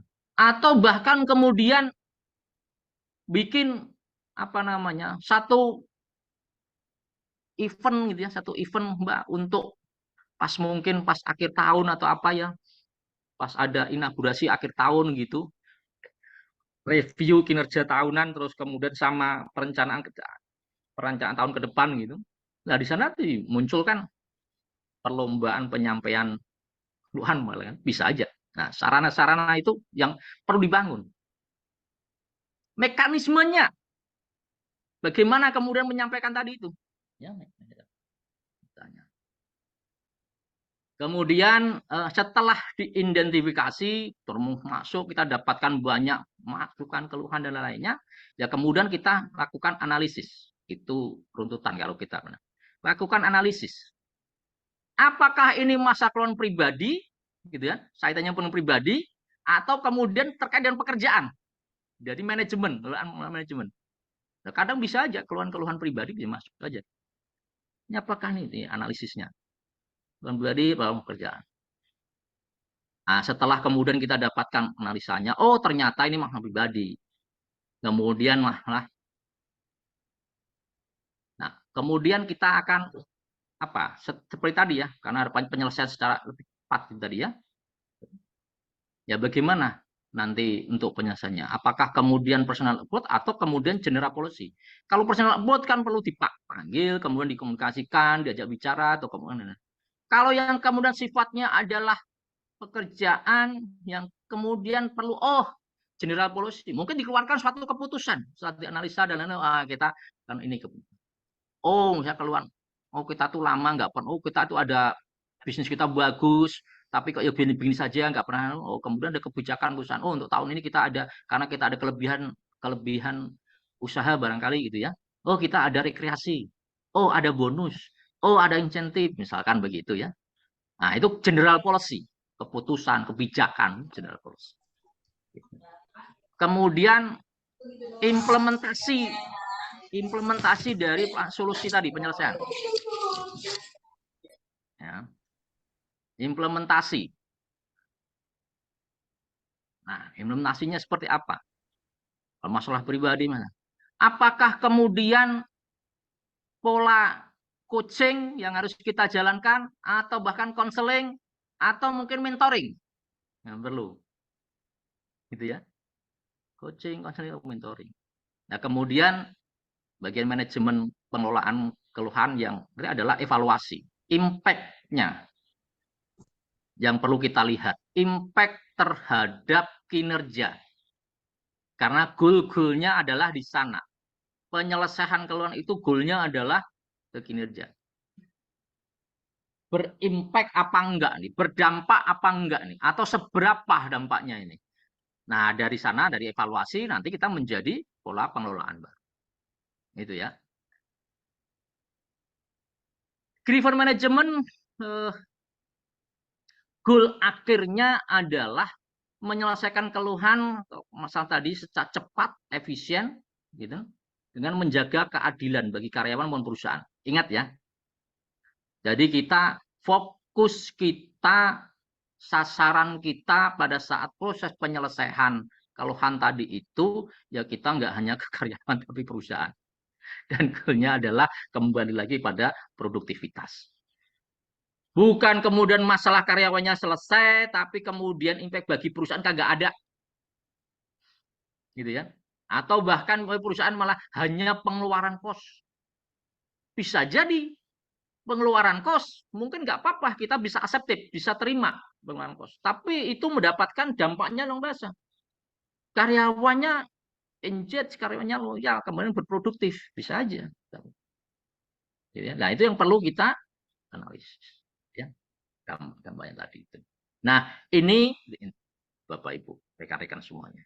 Terkait dengan pengelolaan keluhan. Hal-hal yang perlu diatur seperti tadi Pak Iwan sampaikan. Apa saja sih barangkali nanti kalau kita membuatkan perlu kita ada pengaturan di dalam pengaturan di dalam manajemen kita ya, di internal kita gitu ya. Apa saja gitu. Ya barangkali kita berangkat dari historis yang pernah ada hal itu, kita bisa petakan tuh keluhan-keluhannya ada macam-macam itu. Nah, kemudian nanti kalau kita sudah tahu macam-macam keluhannya, kan kita bisa membuat satu mekanisme alur penyampaian keluhannya kan seperti apa. Apakah kalau keluhan itu sampaikan kepada atasan langsung dulu, gitu kan ya? Apakah kemudian keluhan itu sampaikan ke serikat pekerja dulu, gitu? Apakah keluhan itu langsung ke HRD? Apakah bahkan keluhan itu langsung ke direktur? Nah, itu alur penyampaian keluhan. Itu perlu dia mekanisme seperti itu perlu diatur. Ya. Jadi kemudian termasuk alur itu tadi itu termasuk dengan solusinya ya.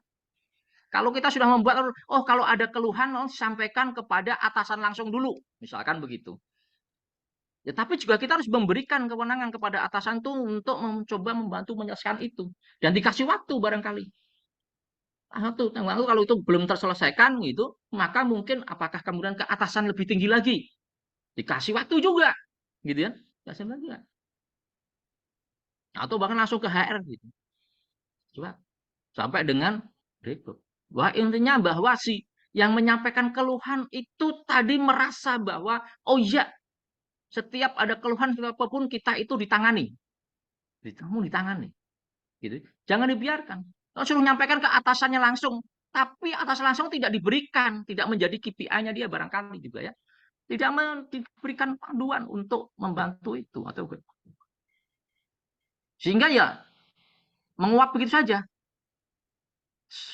Keluhan yang menguap begitu saja tanpa tersolve itu akan menjadi keluhan-keluhan yang bertingkat, memucuk pada akhirnya. Dan pada akhirnya akan berdampak kepada tubuh industrial. Dan pada akhirnya akan berdampak kepada produktivitas. Itu ya, alur penyampaian keluhan. Etika penyampaian keluhan, bahasa-bahasanya mungkin juga perlu, tata caranya. Kalau sifatnya pribadi bagaimana? Kalau sifatnya guru bagaimana? Gitu ya. Penyampaian. PIC pada setiap tahapan tadi, Jung. Pada setiap tahapan itu diatur. Jadi yang mengatur mekanisme juga masuk tadi yang saya sampaikan ya, tata cara penyelesaiannya. Kemudian penghormatan dan penghargaan privasi. Jadi tolong kalau yang sifatnya adalah pribadi ya jangan kemudian diekspos gitu ya. Jangan diekspos mana. Yaitu untuk sekian pribadi. Nah, gitu ya. Kemudian komitmen para pihak tadi, pihak yang baik yang menyampaikan keluhan, kemudian pihak yang menerima keluhan tadi itu sama menghadiri. Terus tindak lanjutnya perlu dijelaskan tindak lanjutnya. Monitoring dan evaluasi dan dokumentasi proses itu, ya rekan. Ini dokumentasi proses setiap kegiatan itu perlu dalam dokumen proses ya. Kadang ini akan sangat bermanfaat nanti ya, selain untuk kalau nanti ada case lagi menjadi case lagi, tapi kadang ini kalau ini juga bisa sangat bermanfaat menjadi alat bukti nanti kalau terjadi perselisihan. Jadi alat bukti itu perselisihan dokumentasi proses. Oke. Ini prosedur yang perlu diatur. Nah, bagaimana HR akan menerima itu, rekan-rekan? Menerima, adil, transparan. Jangan kalau yang mengadukan keluhan itu orang dekatnya cepet, ditindaklanjuti langsung ngomong ke direktur dan lain-lain. Tapi kalau yang jauh orang produksi dan lain-lain, ya biasa-biasa aja nggak ditanggapi. Adil, transparan. Dan tadi mesti ada ketentuannya. Maka perlu penetapan aturan dengan ketentuan itu. Di awal tadi. Maka tadi prosedur-prosedurnya tadi mesti ada, sudah ada. Mesti Anda siapkan dulu, mesti tetapkan dulu. Ya, maka kadang-kadang ada SOP. Di tempat saya ada namanya prosedur penyampaian keluh kesah. Urutannya. Itu tadi yang saya sampaikan.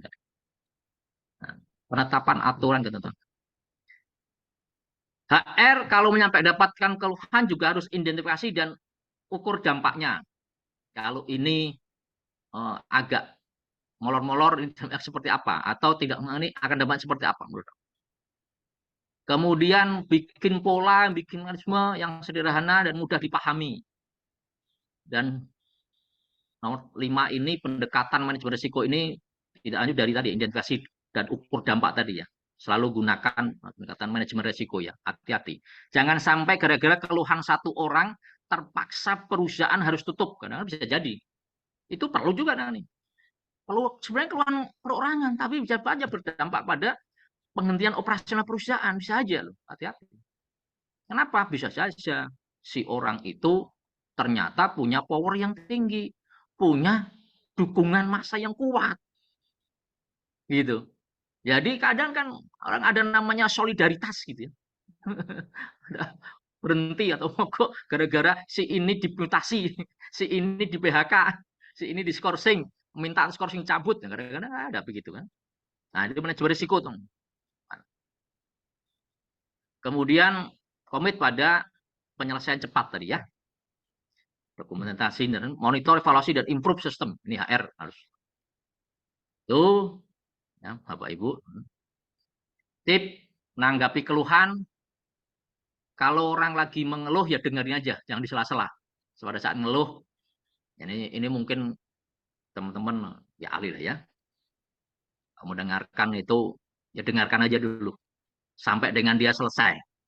Kalau sudah selesai, baru kemudian Anda minta agar Anda jelas detail itu, clear-nya seperti apa sih? Gitu. Clear-nya seperti apa? Detailnya. Gitu. Terus rumuskan rencana tindakan. Perlu ya dari yang saya tadi ya. Apabila keluhan itu sifatnya normatif, bisa. Itu hal-hal normatif gitu. Buatlah minta secara resmi dia untuk mengadu. Karena ingat, kita ini walaupun setinggi apapun, walaupun kita itu direktur HR gitu ya, kita ini bukan yang punya pabrik. Kita ini kuli juga, kita ini buruh juga kan gitu ya, walaupun dia direktur HR gitu kan. Ingat. Jadi apa namanya? Kadang policy atau putusan kita kan tidak lepas dari apa namanya? Persetujuan dari top. Nah, kadang-kadang kita untuk minta suatu penetapan atau penyelesaian satu bus itu kan minta persetujuan atau mendapatkan persetujuan. Walaupun ya memang rekomendasi dari kita, tapi kan tetap apa approve-nya kan owner gitu ya. Approve-nya kan owner. Karena kita harus pertanggungjawaban itu. Nah, kadang kita juga minta itu aduh resminya. Hal yang keluhan terkait dengan tindakan individu lain, minta bukti. Nah, kayak tadi kasus yang diungkap Pak Irwansyah tadi kan, minta bukti. Saya diminta staycation gitu kan ya. Minta bukti. Saya untuk mengajukan, saya melamar di sini dimintain uang gitu, minta bukti. Nah, minta bukti. Karena apa? Karena dari itu nanti kita menjadi acuan untuk tindak lanjut kita. Yang tadi Pak Irwansyah sampaikan, dan itu ada di apa namanya UK 47 ya, 47. Penyelesaian keluhan itu kadang menjadi dimasukkan ke tadi kalau itu perselisihan permasalahan ya. Ranah hubungan industrial kan perselisihan hubungan industrial. Undang 2004. Apakah itu menjadi perselisihan antar serikat pekerja? Apakah itu perselisihan hak, perselisihan kepentingan, perselisihan PHK? Nah, mau yang kemana nih kaitannya? Kalau kemudian tadi tindakan yang merugikan perusahaan, mungkin masuk ke ranah sana nanti, PHK kan gitu. PHK kan. Nah, makanya perlu bukti tadi ya. Tapi kalau kemudian permintaan individu minta kan ini urusan kepentingan kan gitu kan ya. Nah, bagaimana nanti mekanisme untuk penyelesaiannya. Nah, kemudian ya terus monitor dari setiap tindak lanjutan tadi itu, bisa jalankan monitor hasilnya. Ya, kalau kemudian, ini ternyata belum begitu pas nih, belum pas, mungkin perlu apa namanya policy lain, kebijakan lain. Karena Bapak Ibu rekan-rekan semuanya, kalau kita mengambil satu policy atau kebijakan untuk satu keluhan itu, kita pertimbangkannya bukan hanya pada individu yang bersangkutan, tapi juga pada dampak lainnya pada perusahaan. Impact psikologisnya terhadap pekerja yang lain misalkan. Itu harus kita pikirkan juga. Nanti maka perlu, kalau orang yang SP1, SP2, SP3 tadi itu minta pesangon banyak, terus kita kasih banyak gitu. Nah, ternyata pada perusahaan yang karyawan yang lain bagaimana nih dampaknya ini? Suara-suaranya seperti apa nih? Gitu. Wah, itu enak ya. Sudah menggelapkan, tapi di PHK dapat pesangon. Nah, kayak gitu ya. Sudah menggelapkan uang perusahaan, di PHK dapat pesangon. Nah, itu perlu kita pertimbangkan untuk ya. Investasi keluhan, lakukan secepat mungkin ya. Harus cepat. Kalau ada keluhan harus cepat. Syukur-syukur kita sebelum ada keluhan itu sebenarnya kita sudah bisa mengidentifikasi gitu. Bagaimana caranya? Deteksi dini, early detection, deteksi dini teman-teman. Dengan kita kedekatan dengan karyawan, kita sering ke lapangan, kita sering kumpul dengan kelompok-kelompok pekerja. Kadang-kadang kita bisa dapatkan kok masuk itu. Nah, itu bisa menjadi masukan untuk ini area-area yang teman-teman ternyata masih menjadi catatan gitu ya. Nanti jadi kebijakan. Jadi segera mungkin kalau ada keluhan itu segera mungkin. Tapi ya dalam waktu kewajaran, menginvestigasi gitu, mencari katanya itu, kita mencari, kita sampai datangi ke rumahnya malam-malam, kita kita apa namanya teropongin gitu ya, kita intip gitu. Nah, ya bukan begitu dalam konteks pelajarannya. Kemudian fokus pada penyebab keluhan. Kira-kira apa yang menyebabkan ini? Ya, cari itu. Kita menginvestigasi juga pada pelapor, terlapor, mungkin pihak-pihak terkait dengan pola itu, gitu ya. Ya kayak kemarin lah ya, MK ya. MK, Mahkamah Kehormatan MK untuk menekan satu kode etik, ya pelapor ya didengar, artinya terlapor ya didengar, tanya, terus mendengar pihak-pihak lain, ya, saksi dan lain-lain. Gali dan kumpulkan dokumen yang relevan. Ini penting untuk alat bukti ya. Minta dokumen tadi. Nah, tadi kita misalnya tadi minta alat bukti, dokumen apa yang menunjang tadi ya. Pahami kebijakan prosedur. Jangan keluar dari prosedur, jangan yang bisa diri kita. Dokumentasikan dan tidak lanjuti. Itu menyelesaikan keluhan normatif cepat diselesaikan, pastikan keabsahan keluhan tadi ya. Pertimbangkan aturan dan penerapan sanksinya. Tadi disebutkan. Pertimbangkan cara atau terobosan baru. Mungkin, jangan hanya yang sudah-sudah aja gitu. Coba lihat apa sih. Apalagi sekarang anak-anak sudah, kalau Bapak Ibu mendapatkan tenaga-tenaga kerja yang generasi milenial ya, itu sudah mungkin memang perlu pola-pola pendekatan baru, nggak kayak dulu. Ya, ada perhatian itu ya. Terus pertimbangkan umpan balik konstruksi. Konstruktif ya, yang membangun tadi, memperbaiki. Arahnya adalah produktivitas. Kebijakan prosedur tetap harus dokumentasikan, tidak lanjuti.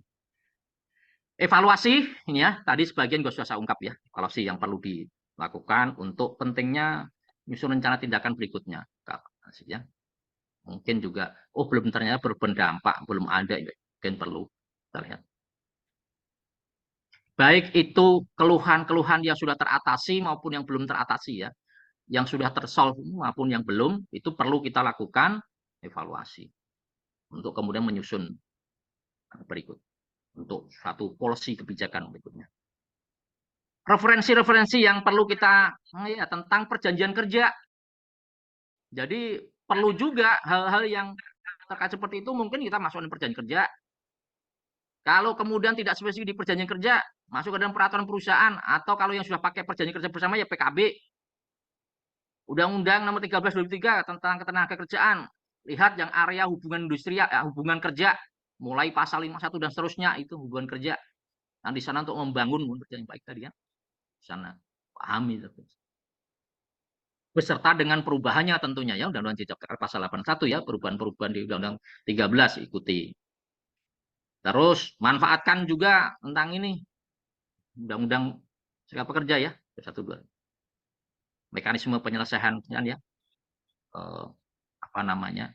Undang-Undang 2 2004. Nah, ini Bapak Ibu sekilas kita terkait dengan apa namanya? Bagaimana kita menghadapi dan menerima ya, Pak ujungnya adalah bagaimana kita bisa solve ya, menyelesaikan keluhan. Ya, kita juga bukan dewa yang bisa menyelesaikan semuanya, gitu ya. Bukan malaikat juga, tapi dengan kompetensi, experience, kematangan, gitu ya. Ya, insya Allah apa yang problem-problem dalam konteks ketenagakerjaan tadi itu bisa di-handle oleh orang HR. Gitu. Itu Pak Emut sekilas. Nanti kalau kita diskusi, monggo silakan. Itu Pak Emut, makasih. Oke, terima kasih Bapak Ibu. Terima kasih Arianto yang luar biasa pemaparannya, ya sangat gamblang, mudah dipahamin. Ya, jadi saya juga mencatat ada beberapa ini yang menurut saya sangat bagus dari pemaparan Bapak tadi. Ya, jadi bentar. Salah satunya adalah seperti yang Bapak jelaskan bahwa keluhan yang hanya ditampung akan menumpuk, ya. Jadi keluhan yang ditampung akan menumpuk dan pada akhirnya akan menjadi beban perusahaan karena akan berpengaruh pada produktivitas karyawan. Itu sangat setuju sekali Pak. Saya sangat setuju sekali itu. Nah, Terus yang kedua mengenai tipnya tadi, Bapak menjelaskan cukup jelas Pak, luar biasa ya tip HR menanggapi keluhan. Nah, cuma saya menggarisbawahi juga yang pengalaman yang kami alami. Jadi Bapak tadi menjelaskan bahwa keluhan itu harus didengarkan, jangan disela dulu. Tapi yang sering terjadi bahwa keluhan karyawan belum selesai sudah diceramai. Itu yang sering terjadi. Jadi mengeluh belum selesai udah ceramai. Padahal Bapak mengharapkan ya, dengarin dulu apa yang mereka sampaikan ya. Tapi ini ceramai. Nah, kita kadang lupa bahwa Tuhan, kenapa Tuhan menciptakan kita dua telinga satu mulut? Ya tujuannya agar kita lebih banyak mendengar daripada berbicara. Ya, karena tidak semua karyawan kita itu pada saat mengeluh perlu dinasihatin. Dia kadang tidak perlu nasihat kita, tetapi dia hanya butuh pinjam kedua telinga kita untuk mendengarkan keluh kesahnya. Ya mungkin itu beberapa catatan yang jelas ini sangat luar biasa Pak Dwi Saryanto, penjelasannya sangat sangat sangat detail dan itu memang salah satu kunci yang memang harus dimiliki oleh kita sebagai pelaku HR. Oke, karena materi sudah selesai, saya akan berpantun lagi.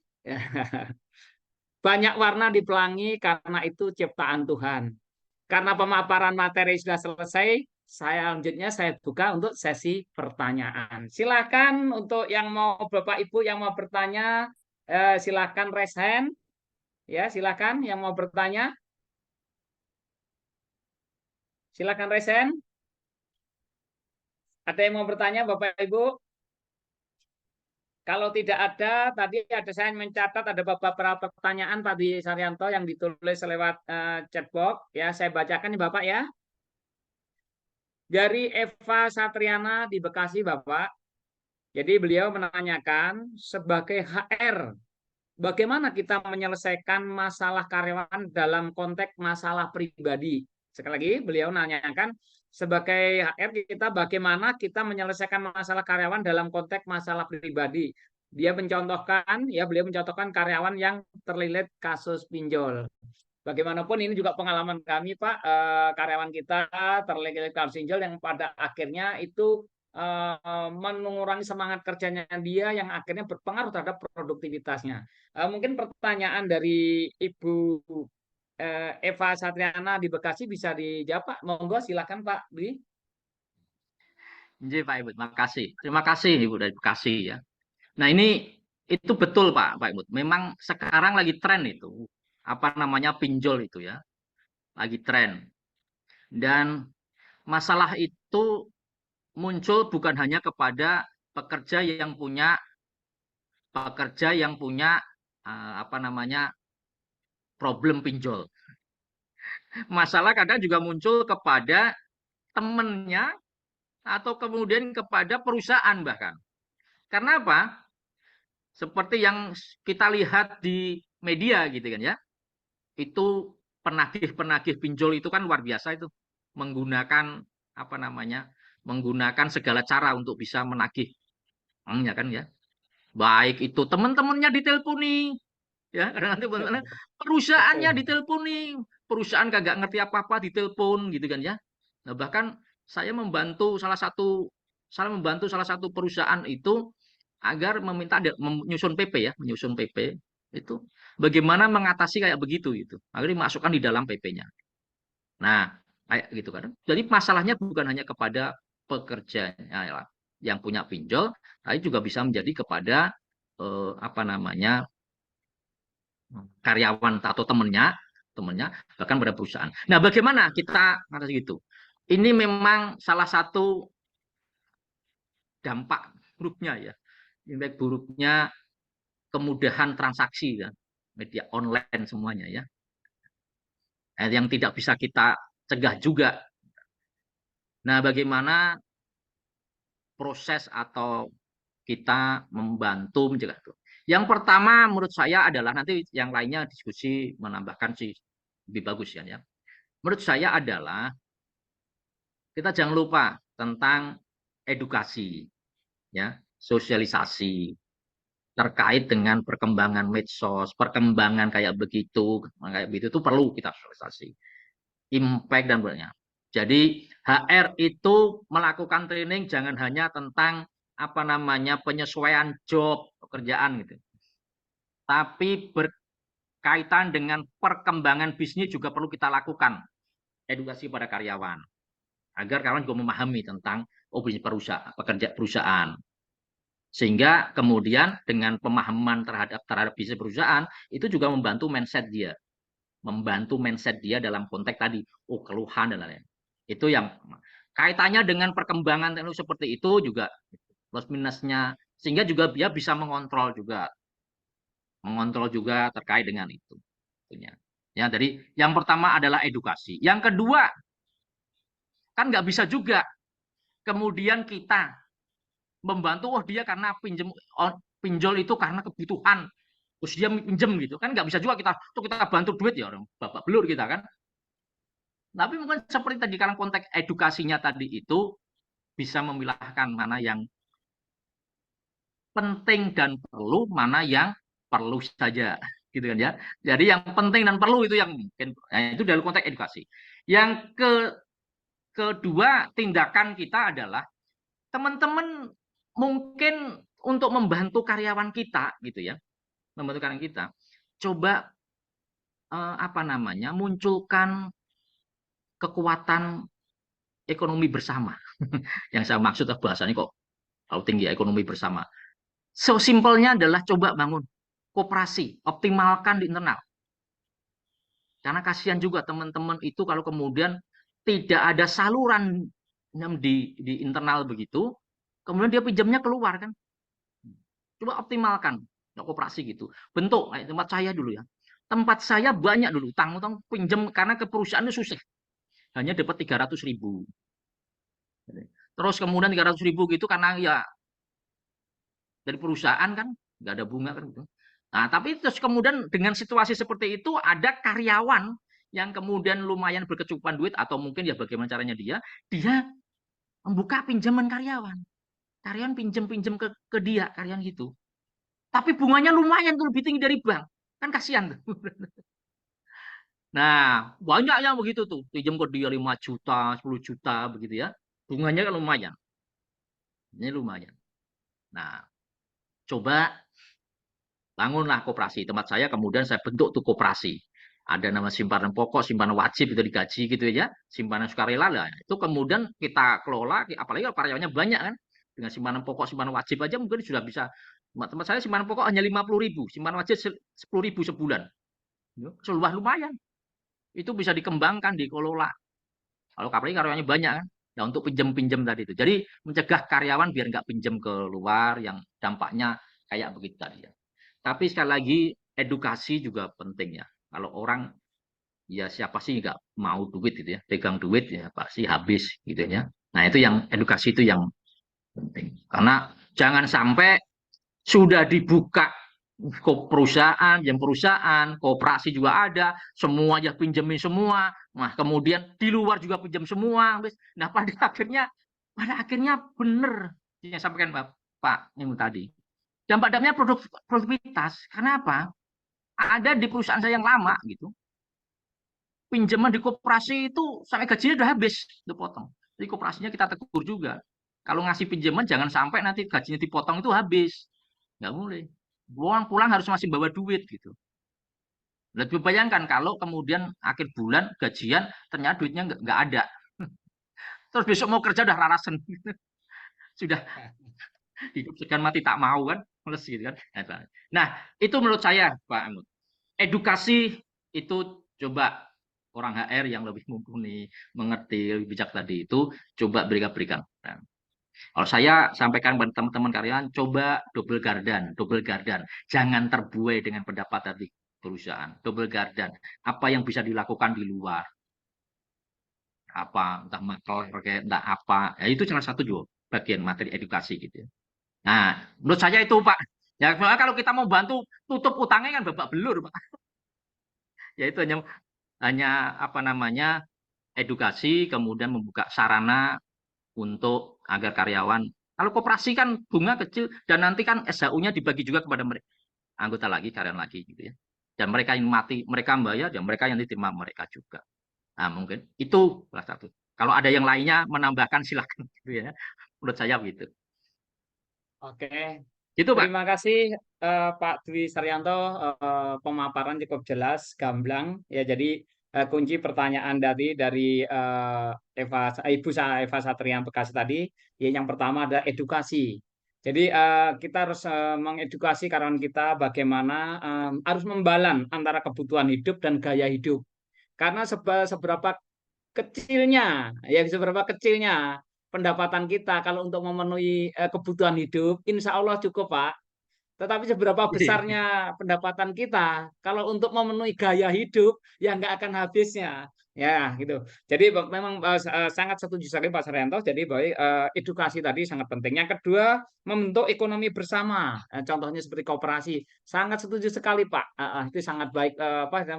Menurut Bapak, menurut saya itu ide yang sangat baik. Mudah-mudahan itu menjadi bahan pertimbangan buat untuk para peserta apabila menjumpai karyawannya ada kasus-kasus seperti yang Ibu Eva Satriana tadi tanyakan. Oke, apakah ada pertanyaan lagi? Silakan dari Bapak Ibu. Kalau nggak ada, Ini sebelumnya saya mengucapkan terima kasih Pak Dwi Saranto meskipun ini GNK area Bogor Raya, di mana wilayah Kota Bogor dan Kabupaten Bogor, ternyata ada peserta dari Medan, Pak Suwandi Horas dari Medan. Terima kasih. Bapak Isa Gustiono dari Batam juga. Terima kasih Pak Isa telah bergabung. Bapak Dewa Gede Putra, saya nggak tahu Bapak Dewa Gede Putra ini dari mana, tapi kalau dia dari namanya ini kayaknya dari Bali. Ya. Terus Ibu Martika dari Tabalong, Kalimantan Selatan. Terima kasih. Bapak Wandi dari Balikpapan, ya terima kasih. Ada Ibu Sekar Arum dan Bapak Mahendra dari Semarang juga. Dan satu lagi Mbak Ani dari Jepara. Rupanya nih pesertanya udah nasional ini Pak Dwi. Oke, tadi kalau nggak ada ya, pertanyaan lagi, saya juga mencatat Pak Dwi. Ini ada satu pertanyaan lagi dari Pak Andre Pohan, Pak Dwi. Jadi ya, Pak Andri izin Pak Pohan itu ada menanyakan, bagaimana jika ada karyawan yang menuntut penyusunan skala upah karena perusahaan tidak membuat skala upah? Sekali lagi pertanyaan dari Pak Andri Pohan, bagaimana jika ada karyawan yang menuntut penyusunan skala upah sementara perusahaan tidak membuat skala upah? Monggo Pak Dwi, barangkali mungkin bisa J, dibantu dijawab. Baik Pak Iman, terima kasih. Selain pertanyaan itu di chat ada beberapa ya. Ada dari Pak Ibu kali ya, Rev Ramadhani, kemudian ada Pak Siam atau apa Ibu ya, Siam Martini, nanti kita jawab ya, Subang. Nanti kita jawab dulu Pak ya, beberapa pertanyaan itu di Siap, siap. chat ada. Ya, Nanti ya. yang pertama tadi sampai dibacakan oleh Pak Imut ya, bagaimana ada tuntutan kerja yang minta perusahaan nyusun struktur skala upah. Begini, Bapak. Struktur skala upah itu sudah satu kewajiban perusahaan. Lihat dibaca di pasal 92 sampai 94 ya di sana. Struktur skala upah. Satu kewajiban perusahaan. Walaupun ya sanksinya administrasi aja. Walaupun sanksinya bukan sanksi yang tegas. Tapi selain masalah itu kewajiban gitu ya, selain itu masalah kewajiban, itu juga kepentingan perusahaan sebenarnya. Ya, struktur skala upah itu kepentingan perusahaan sebagai acuan kita. Toh nggak susah membuatnya. Yang itu sangat vital, dominan. Sangat vital, dominan. Kenapa? Misalkan nanti Bapak memindah orang, mengurangi gaji karyawan itu, Anda nggak punya struktur skala upahnya, pasti mengurangi gaji karyawan tadi itu Anda akan dikalahkan di pengadilan kalau karyawan menggugat. Gitu ya. Tapi kalau Anda sudah punya struktur skala upah, dan Anda berdasarkan pada ketentuan itu, Anda pasti akan menang di pengadilan. Kalau Anda nggak punya struktur skala upahnya, jadi yang pertama itu struktur skala upah itu adalah kewajiban, wajib perusahaan wajib ya. Ingat pasal 92 sampai 94. Ya, di sana ada. Permenaker 1 2017 itu juga wajib. Bahkan untuk pengesahan PP peraturan perusahaan, Anda kan diwajibkan menyampaikan surat pernyataan yang tanda direktur bahwa perusahaan sudah menyusun struktur skala upah dan sudah menjalankannya. Kan begitu. Kalau nggak membuat itu kan nggak disahkan PP Anda. Ya kan? Itu jadi penting. Kalau kemudian itu ada pekerja atau serikat pekerja yang minta agar perusahaan nyusun struktur upah, malah itu kebenaran. Bagi perusahaan, kalau bagi saya ya pengusaha, itu malah kebenaran. Toh kita menyusun struktur skala upah tidak perlu mengajak mereka, tidak perlu mereka, enggak. Ya buat sendiri. Kita buat. Kita sudah diingatkan, bagus. Kita nggak perlu, mereka juga tidak boleh mengetahui struktur skala upah. Hanya di pasal 93 itu kan ditentukan kan, pekerja berhak tahu pengupahan untuk pada levelnya dia saja. Kan gitu kan ya. Dia hanya perlu tahu di level dia itu standarnya berapa. Yang standar lain kan dia nggak perlu tahu. Jadi jangan khawatir. Sudah segera buatlah struktur skala upah itu. Karena penting itu, penting bagi perusahaan. Ini saya membantu salah satu perusahaan di Jakarta Utara ya, digugat karyawannya karena dipindah kerja, upahnya diturunkan, digugat karyawannya. Ya, saya minta untuk membuat struktur skala upah nanti untuk kalau di persidangan. Saya buat mekanismenya, demosinya sah, kemudian upah yang ditetapkan itu memang ada aturannya gitu. Ya, tadi nggak ada struktur skala upahnya, karena dia membuat. Itu ya, menjawab pertanyaan tadi itu penting dibuat. Bukan karena masalah didesak oleh pekerja tadi, tapi memang itu kewajiban dan kepentingan perusahaan. Perusahaan penting. Itu ya. Kemudian menjawab pertanyaan, mohon maaf ya Pak, saya jadi ya Pak, dari Bu Zia ya, dari Subang, Bu Zia. Bagaimana cara menanggapi tidak dicairkannya kompensasi karena keuangan perusahaan sedang minus dan apabila sudah selesai dan karyawan setuju tidak ada kompensasi, bagaimana cara menjelaskan ke Disnaker apakah sah dan tidak diberikannya kompensasi dan persetujuan karyawan tersebut? Pada dasarnya hubungan kerja itu adalah perdata. Jadi selama tidak ada yang mempermasalahkan ya oke-oke saja. Jadi kalau masalah uang kompensasi tadi itu atau uang kompensasi tadi itu si pekerja mengikhlaskan dia tidak menerima dengan pernyataan begitu, ya sudah toh nggak ada masalah. Mosok Disnakernya mau mempermasalahkan? Enggak apa-apa. Gitu ya. Pada dasarnya itu udah. Saya selama nggak dipermasalahkan. Tapi kalau dipermasalahkan, maka akan kembali pada normanya. Karena perusahaan wajib bayarkan uang kompensasi kan. Gitu. Tapi kalau karyawan sudah mengikhlaskan tadi itu ya. Kemudian ada lagi Pak Rea, Bu Ramadan ya. Bagaimana jika itu keluhan dari HR sebelumnya dari karyawan yang bersangkutan? Karena mungkin karyawan ternyata masih punya denda penalti dari perusahaan sebelumnya. Keluhan dari HR sebelumnya, dari karyawan yang bersangkutan. Karena mungkin karyawan ternyata masih punya denda penalti dari perusahaan sebelumnya. Jadi ini masalah yang lama gitu ya, masalah dari perusahaan lama gitu. Kalau masalah perusahaan lama ya mesti diselesaikan. Kita hanya bisa memberikan gambaran kemudian kebijakan di perusahaan kita. Ya, jangan di perusahaan kita gitu. Itu. Kemudian bagaimana jika keluhan itu datang dari rekan karyawannya karena hutang yang tidak dibayar? Nah, ini saya mengalami kayak begini. Itu karena akan berdampak kepada konteks hubungan industrial di situ, kita bisa menjadi mediasi itu, ambil duanya.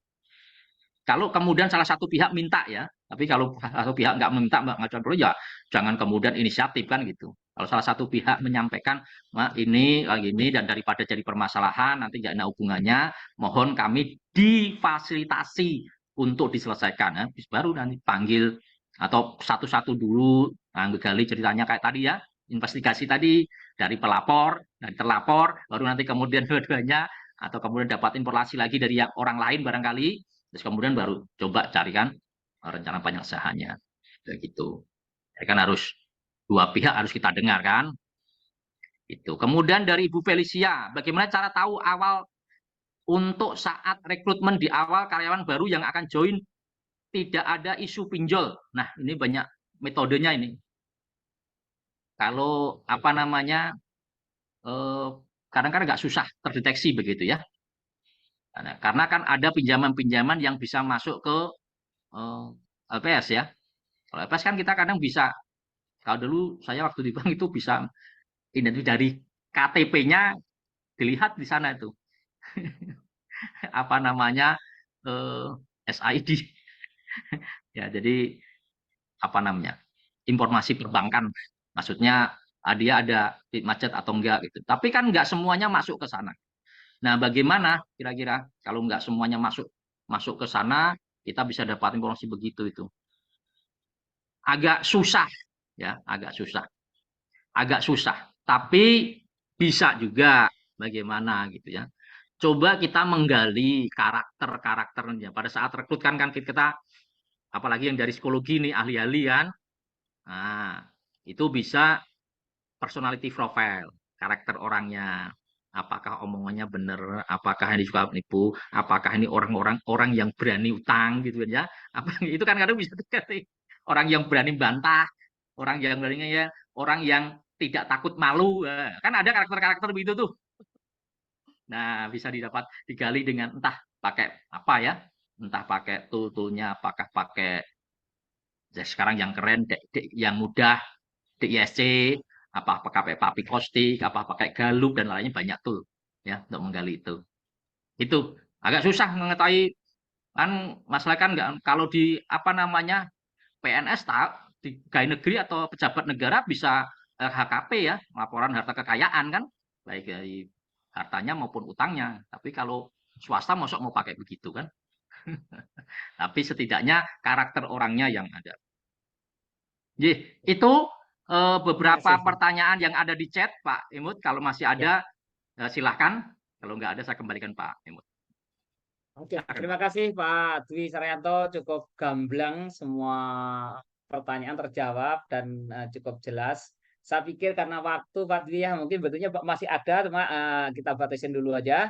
Dan saya mengingatkan kepada semua peserta untuk mendapatkan e-sertifikat XR training, silahkan mengisi link daftar hadir seperti yang ada kita cantumkan di chatbox. Ya, jadi silahkan mengisi daftar hadirnya untuk mendapatkan sertifikat webinar pada hari ini. Nanti sertifikatnya akan dikirim lewat email. Bapak dan Ibu semua peserta, sesi tanya jawab kita akhirin dulu. Selanjutnya acara kita lanjutkan dengan penyerahan sertifikat dari Direktur GNIK Area Bogoraya kepada narasumber Pak Dwi Saryanto. Penyerahan kali ini akan diwakili oleh Sekretariat GNIK Area Bogoraya kepada Mbak Fatira Putri Kosarta. Kami persilahkan. Ada yang terhormat Pak Dwi Saryanto. Saya Fatira silakan Mbak mewakili. Fatira. Mohon maaf, suara saya kurang terdengar. Oh, udah terdengar, Mbak. Terdengar. Oh ya, baik. Kepada yang terhormat Pak Dwi Saryanto, saya Fatira mewakili Direktur Area serta para pengurus GNIK Area Bogoraya mengucapkan terima kasih kepada Bapak karena telah berkenan meluangkan waktunya yang berharga untuk berbagi dengan kami, yang mana insya Allah sedekah ilmu yang Bapak lakukan hari ini akan diganti pahala berkali-kali lipat oleh Allah Subhanahu wa Ta'ala. Amin ya Rabbal alamin. Amin. Berikut Terima ini kasih Mbak Fatira. Ya Pak. Berikut ini kami ada sedikit kenang-kenangan untuk Pak Dwi Saryanto berupa sertifikat digital. Mohon dapat diterima Pak. Baik, terima kasih Mbak Fatira dan seluruh jajaran GNIK Bogor. Dan beliau ini, Mbak Fatira ini adalah putri dari rekan saya dulu, bahkan kami saat masih di Angkasa Pura. Semoga almarhum mendapatkan tempat yang mulia dan diterima semuanya dan diampuni semua hilapnya ya, Mbak Fatira ya. Amin. Saya temannya almarhum Pak Hus. Terima kasih. Sehat semuanya. Terima kasih banyak Pak Dwi Saryanto. Dan kepada para hadirin yang lain, semoga ilmu yang didapat hari ini bisa bermanfaat dan bisa diaplikasikan di perusahaan masing-masing. Baik, sekian untuk acara saya kembalikan kepada Pak Emu. Terima kasih. Oke, terima kasih Mbak Fatira. Untuk selanjutnya mungkin ada closing statement dari Pak Saryanto. Waktu dan tempat kami persilahkan Pak Dwi Saryanto. Terima kasih Pak Idmut. Dan terima kasih dari GNIK Bogor serta GNIK kota-kota lain yang luar biasa. Mudah-mudahan silaturahim kita ini membawa satu kemanfaatan untuk kita dan juga lingkungan kita ya. Sehat, Amin. sukses, berkah selalu untuk semuanya. Salam kompeten. Kalau kompeten gini terima ya. Kasih. Ya. Terima kasih Pak Dwi Saryanto. Oke, Bapak Ibu yang berbahagia, tibalah kita di penghujung acara. Sebelum acara ini ditutup, kita melakukan sesi dokumentasi terlebih dahulu. Sesi ini akan dipandu oleh Mbak Fatira Putri Gosarta. Kepada Mbak Fatira kami persilakan, Mbak. Ya, Pak Emut. Oke, Bapak Ibu sekalian, saat ini kita masuk ke sesi foto bersama. Foto kali ini kita bagi 3 kali ya, sesuai dengan slide galeri yang ada di Zoom. Baik, sepertinya sudah hafal ya jargon kita apa? Salam kompeten Jargon sambil kita, ya jargon kita seperti ini. Kompeten, salam memberikan tanda kompeten. checklist. Iya, membentuk jari kita seperti tanda checklist seperti ini. Baik, siap ya? Ya, Sudah kamera dibuka supaya semua dihidupkan kameranya? dulu, Mbak. Kameranya supaya dihidupkan dulu, Mas Tommy, Mbak Adian. Kameranya semua dihidupkan dulu. Diberi waktu 10 detik ya. 10, 9, 8, 7, 6, 5, 4, 3, 2, 1. Oke, siap. 1, 2, 3. Salam kompeten. Oke, 2 kali lagi. Making, maskernya bisa dilepas, Pak Jan. Pak Jan Making, maskernya bisa dilepas. Nah, biar senyumnya biar terlihat. Izin lagi di public area, Pak. Oh gitu. Iya. Oke, Mangga ya, nggak apa-apa. Oke, sangat menghargai. Oke, silakan, Mbak Fatira kembali. Oke, 1, 2, 3. Iya, baik. 1 kali lagi. 1, 2, 3. Salam kompeten. Salam kompeten. Oke, baik. Terima kasih Bapak Ibu sekalian. Senyumnya manis-manis semua ya.